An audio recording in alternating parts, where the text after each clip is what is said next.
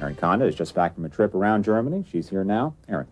Thanks, Greg. First of all, it has to be said that Germany accepts more asylum seekers than any other European country.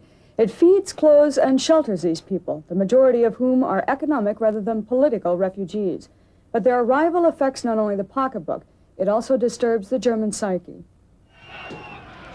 Rostock, a mob firebombs a building sheltering asylum seekers to the cheers of 2,000 bystanders. Police arrive at the scene 2 hours late. Sachsenhausen, a Holocaust memorial is in ruins following an arson attack. Peenemünde, a 50th anniversary commemoration of the Nazi V-2 rocket is planned. After international protest, it's canceled.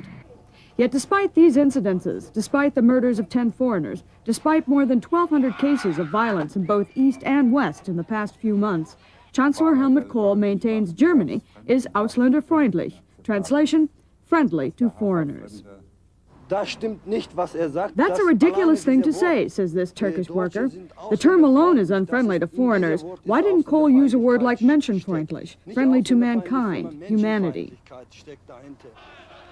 It may seem like just semantics, but in Germany, the word Ausländer, or foreigner, appears at rightist rallies as a derogatory term. In fact, the Germans have a centuries-old tradition of relying on ethnicity as the tie that binds. To this day, old blood defines Germanness. This Ukrainian, for example, wants to repatriate. If his bloodlines check out, he can constitutionally become a bona fide German citizen overnight, even though his ancestors moved out over 4 generations ago. Yet these Turkish grocers can't even vote. They are 2 of an estimated 6 million descendants of Germany's original guest workers, without whom the Wirtschaftswunder, or post-war economic miracle, would have been almost impossible. A Turk born and raised in Germany is still a Turk.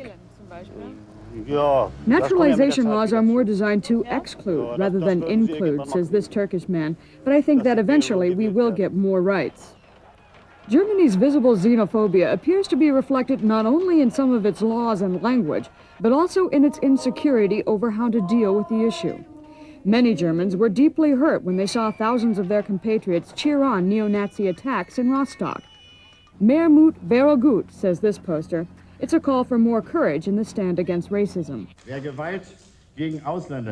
Whoever condones racism and anti-Semitism is leading the way to Auschwitz, said the president of Brandenburg after the incident in Sachsenhausen. There have been many demonstrations for tolerance, but critics say not enough.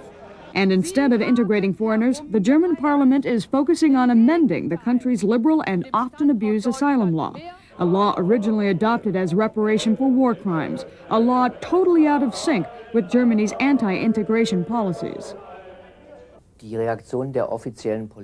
the law is not going to curb the flow of refugees into this country and will not make Germans more foreigner-friendly, says Horst Meyer, a constitutional lawyer who wants to liberalize Germany's strict immigration laws. What we need is more understanding. That was Israeli writer Amos Oz's message when he accepted the German Peace Prize from the country's book publishers.